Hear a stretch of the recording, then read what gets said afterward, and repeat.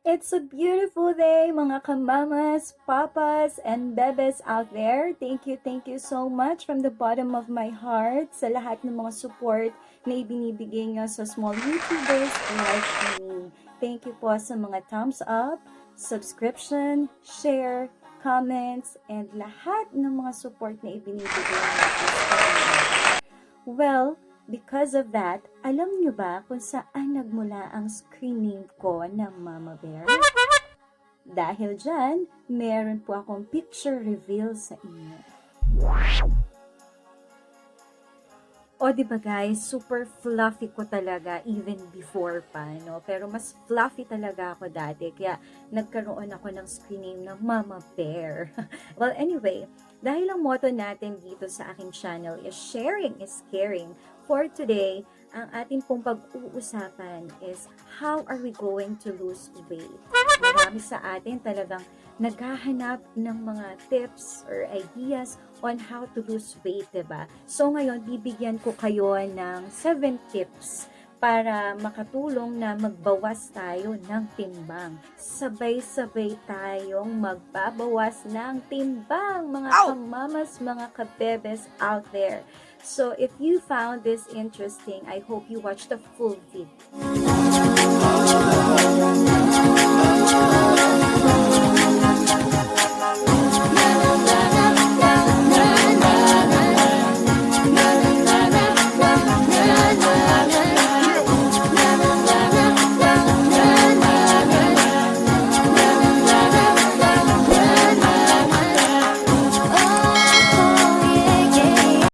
First advice ko is motivation. So, yun talaga yung unang-una, guys. Ano yung nagmo-motivate sa inyo? Bakit nyo gagawin to? Bakit ba talaga gusto ninyong magbawas ng timbang, guys?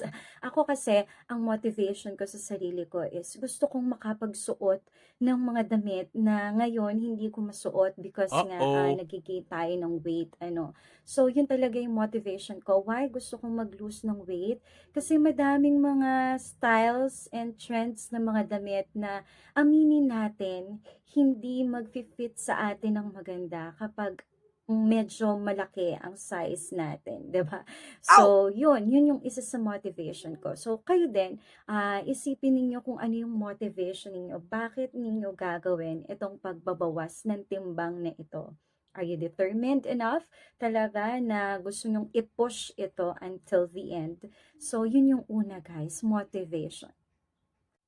Next, guys, ay yung napanood ko kay Doc Willie Ong. Yes, subscriber ako ni Doc Willie Ong. So, yung low carb diet. Yung low carb diet kasi is restricting yung carbohydrates from our ordinary diet. Kaya nyo ba yun? Kailangan natin kayanin, mga kamoms. So, di ba love na love natin talaga yung rice? Ako, aaminin ko talaga, mahilig ako sa kanin. At talaga yan ang kahinaan ko, no, kanin. Actually, may mga time na nakakahilo kapag hindi ka kumakain ng kanin, hindi ka masaya, iba yung mood na ibinibigay sa atin ng carbohydrates. Pero actually, kapag pinush natin itong low carb diet, it is proven na madali siyang makapag-lose ng weight. So, ano yung dapat natin gawin? More protein and less carbs ang dapat daw po natin gawin. That is according to some professionals na nakikita ko ng mga article regarding the low carb diet. Kaya yung mga mahilig sa rice dyan, bawas-bawasan natin, no? So, kung nakakapag 2 rice tayo in our meal before, gawin na lang natin siya ng half rice hanggang sa matuto tayo na mawala na talaga yung rice sa ating diet, even yung mga tinapay, yan. So, yun daw po yung mga matataas ang carbohydrates. Kailangan natin kontrolin ang sarili natin sa pagpo-consume ng carbohydrates. Challenging, di ba? Ang hirap talagang mag-diet, guys, 'di ba? So, biruin ninyo ang daming mga comfort foods na dapat nating iwasan, especially pag ginawa natin yung low carb diet na yun. Well, anyway, my next tip is drink a lot of water. Yan. So, hindi lang 8 glasses of water, guys. 'Di ba? Drink a lot of water. Pamatid uhaw, pamatid gutom, lahat na, guys. Actually, may napanood akong isang video sa social media na yung 8 glasses of water ay katumbas na rin ng gamot, yan, ng medicine. So, kapag masakit daw ang ulo natin, headache, migraine, and even vertigo, ang solusyon daw doon is not medicine, but just drink 8 glasses of water.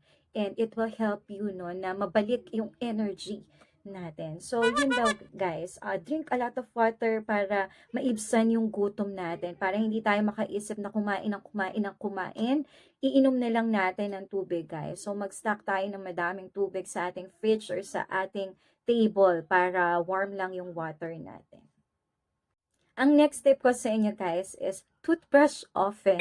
Yeah, mag-toothbrush ng mag-toothbrush ng mag-toothbrush. Ano? So, dati, guys, ang ginagawa ko is, nung hindi pa ako nagda-diet talaga, nung wala pa ako sa drive ng pagda-diet, kapag wala akong ginagawa, nabobore ako, talagang maghahanap ako ng mga snack foods, diba? Ang dali nating maggutom, ang dali nating matempt sa mga snack foods na yan. So, ang gagawin natin, ang trick daw po doon is to toothbrush often. Kasi nga naman, pag nag-toothbrush tayo, nawawalan tayo ng ganang kumain. So, try nyo yun, guys. Toothbrush na toothbrush. Not just 3 times a day, ha. Kahit i-exceed nyo yun sa 3 times, it's much better. Isa pang challenging tip is exercise. Siyempre, hindi sapat na nagbabawas lang tayo ng kinakain natin. Kailangan din natin gumalaw-galaw, guys. Mag-zumba, mag-aerobics, mag-watch tayo ng mga fitness exercises, yan, mag-biking tayo. So, lahat ng mga alam ninyong exercise pwede nyong gawin. You can do it early in the morning, afternoon, or kahit sa gabi. So, pwede kayong mag-exercise, guys. Kung ayaw nyo naman ng mga hard exercises na yon at talagang nahihirapan kayo, yung mga home chores actually, it's considered as exercise. Ano? So, kilos-kilos lang tayo, galaw-galaw, walking, jogging, yan. Do all the chores in your house, like yung paglalaba, yan po yung mga exercises na pwede natin gawin. So, di ba, you are hitting 2 birds at a time. Nakapag-exercise ka na, natapos pa ang mga gawain ninyo sa bahay. So, yun guys, do exercise. Hindi sapat na nagda-diet lang tayo. Kailangan natin kumilos at gumalaw-galaw. Kaya pa ba natin? Paninindigan ba natin ito? Kailangan natin panindigan to, guys. So, ang next tip ko is consistency. At ayan, actually, I'm guilty of that. Yes, consistency. Kaya ito parang medyo nagbabalik na naman yung mga sumpa, di ba? Pero dapat nating iwasan yun. Kailangan nating kontrolin na bumalik ang sumpa sa atin, guys. So, kung gusto natin talagang i-push to, we need to have that consistency. Dapat ituloy-tuloy natin to, guys. No? Okay lang daw na may mga cheat days. Pero actually, kung gusto nyo talaga na wag masira ang diet, wag na lang tayo mag-cheat day, guys. So, hanggat kaya natin kontrolin natin. Consistency is the key para maging successful ang ating weight loss journey. So, wag tayong bibitaw at kailangan nating kayanin. Isa pang trick, guys, na ibibigay ko sa inyo ay huwag tayong sasabay kumain sa kanila. Yes, pero ang hirap, diba? Kasi in our Filipino culture, talagang sabay-sabay tayong kumain. Siguro, para mas mapadali lang, katulad ng ginagawa ko, no? Kumakain na ako ahead of them, or minsan late akong kumakain pagkatapos ng Manila. Uupo pa rin ako kasama nila while they are eating. Pero kailangan nating kontrolin, no? We have to fight our temptation. Kaya kung kaya nyo talaga, guys, na wag makipagsabayan ng pagkain sa kanila, although you are seated in the dining area, kasama sila, nakikipagkwentuhan habang kumakain. Naku, yung bunso ko, ang sarap kumain nun, guys. Wow!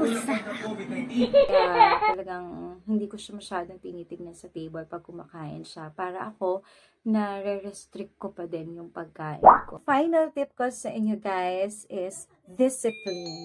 So, yung discipline ay may kinalaman yan sa ating mind setting. We have to change talaga our daily routine. Like, pagising ng umaga, pagtanggal ng ating mga snacks in between. So, yan po ay nasa disiplina natin. Kapag kinaya natin yung pagdidisiplina sa sarili natin, magiging habit na siya. So, it's habit forming. No? So, dapat yung habit natin is yung magiging good para sa sarili natin at yung habit na hindi makakasama sa atin. So, yun lang guys, no? So, yun yung mga tips na aking ibibigay sa inyo or advices. So, kung nagawa ko siya before at ginagawa ko siya hanggang ngayon, alam kong kayang-kaya nyo din siyang gawin. Kayang-kaya nating ipagpatuloy to guys. So, keep fighting lang tayo ha, mga kamamas, mga kabebes and papas out there. So, salamat ng napakarami. Sana po ay natulungan ko kayo sa araw na po. Thank you so much to all our dear subscribers at sana po ay dumami pa kayo.